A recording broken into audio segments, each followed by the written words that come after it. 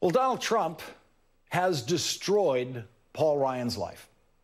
And as Paul Ryan so clearly realizes, Donald Trump is on his way to destroying Republican control of the House of Representatives. The big blue wave is now looking so big, so overwhelming to Paul Ryan that he has formally, publicly, finally given up even pretending that he might run for re-election to his Wisconsin House seat.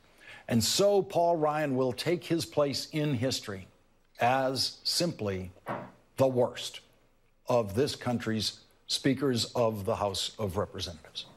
And he has earned that position in history through unprecedented and unrelenting cowardice as Speaker of the House, an office that is constitutionally capable of containing and controlling an out-of-control president. But Paul Ryan surrendered all of his powers to the Trump presidency. Previous speakers of the House have relished their powers over the president, have turned presidents into beggars for legislative favors. But Paul Ryan looked into his political soul and found nothing. Nothing but weakness and subservience when faced with a President Donald Trump and rampant Trumpism in the House of Representatives. Paul Ryan is not even close to being the worst person who has been Speaker of the House. Pedophile Dennis Hastert served 8 years as the Republican Speaker of the House, only to be revealed in his retirement to be a criminal.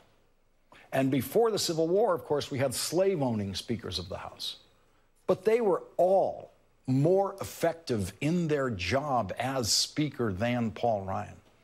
Last Word viewers have known since December 14th, 2017, that Paul Ryan was not going to run for re-election to his seat.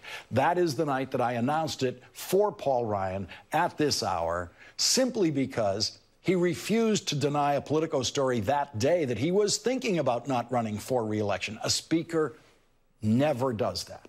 A Speaker can never allow any doubt about that. Allowing that doubt that he might not run for re-election, is the same thing as just announcing that you're not going to run. And so it was very easy for me to say back in December with certainty that Paul Ryan was not going to run. And today, when he finally said it, he actually had the audacity to compare himself to one of the most successful and beloved speakers in history. Look, I know most speakers don't go out on their own terms. Tip O'Neill was probably the last one to do that. Oh, no. Tip O'Neill served 10 years as Speaker of the House and was 74 years old when he retired. Paul Ryan has served 3 years and is 48 years old. Tip O'Neill announced he wasn't going to run for his seat at the very beginning of his last term, giving his party 2 full years to plan for his exit and consider who the next speaker should be. And in the year that Tip O'Neill did not run for re-election, Bobby Kennedy's son, Joe Kennedy, easily held Tip O'Neill's seat for the Democrats, and the Democrats increased their majority in the House, winning 258 seats to the Republicans' 177, a majority beyond Paul Ryan's wildest dreams. Tip O'Neill was not the captain who abandoned a sinking ship, leaving his crew on board. That is Paul Ryan. Paul Ryan might have lost a re-election campaign in his home district, but now we'll never know because he's quitting instead. And he is quitting in his party's darkest hour in the House of Representatives. Every poll shows the Republicans losing the House. And that is because of Paul Ryan's leadership, which has been no leadership at all. None. And I am one of the many congressional observers who is deeply disappointed in Paul Ryan. I never fell for the Washington media picture of Paul Ryan as a real policy wonk because I know that very few members of the House or the Senate actually qualify for that description on any subject.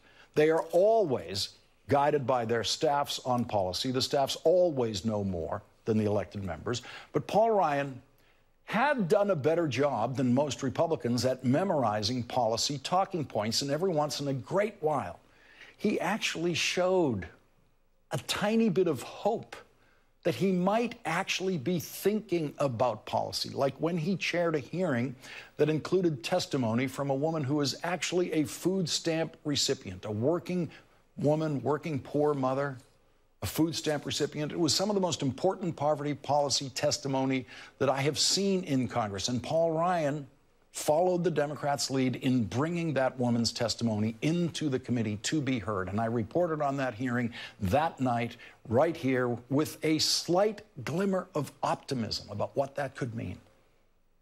Optimism that was crushed by Paul Ryan. He leaves his speakership with exactly one accomplishment. And today, in his first exit interview, he could not even tell the truth about that. So if a year ago, 2 years ago, somebody asked me what are the two most important things to Paul Ryan, I would have said tax cuts and tax reform. And tax reform, tax cuts, tax reform, okay. And entitlement reform, or changing the way the social safety net program, Social Security, Medicare, Medicaid exist so that they will exist in future generations. One of them you've done, the other one you have not. Jake Tapper was right the first time. Tax cuts.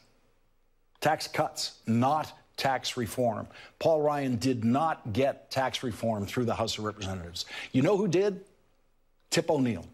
The Democratic Speaker of the House, Tip O'Neill, was the last Speaker of the House to get tax reform passed. He did it in his last year as Speaker in 1986 with Republican Ronald Reagan as president. Tip O'Neill worked with Reagan across party lines and crafted real tax reform that lowered income tax rates and eliminated or reduced deductions so that the amount of revenue that the federal government collected was the same amount that it collected under the higher income tax rates. Tax reform does not increase the deficit or debt. That's what Tip O'Neill and Ronald Reagan did. Tax reform. Paul Ryan just did tax cuts. There was no reform. Paul Ryan and Donald Trump's tax cuts explode the deficit and wildly increase the national debt, with new estimates being released this week saying that it will increase the debt and the deficit even more than Paul Ryan knew it was going to increase the debt and deficit when he got that bill passed. Tax cuts, not tax reform. Donald Trump actually did tell that particular truth about the tax bill. And I said, you know, I think I have the idea. Don't call it tax reform, call it tax cuts. It was never called tax cuts. And they said, well, what is that? I said, tax reform might mean you're reforming taxes and you're going to raise taxes. Nobody knows what it means. So call it tax cuts. Trump was right. It was a tax cut, not tax reform. And so Paul Ryan leaves the speakership having accomplished nothing, absolutely nothing. He has brought disgrace on the House of Representatives by allowing the House Intelligence Committee to be corrupted by Chairman Devin Nunes. He leaves the House Judiciary Committee disgraced for not even pursuing necessary investigations of the Trump administration. Paul Ryan is no Tip O'Neill, and he is no Hugh Scott. Hugh Scott was the Republican leader of the Senate from 1969 to 1977. Hugh Scott was one of the Republicans who privately told President Richard Nixon it was time to resign the presidency because if he didn't, a bill of impeachment would surely pass the House of Representatives and the president would be convicted in the Senate.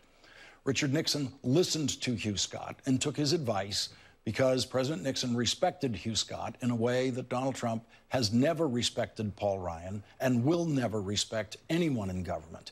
In Paul Ryan's case, Donald Trump has given Paul Ryan exactly the amount of respect as Speaker that Paul Ryan deserves, which is none. Joining the discussion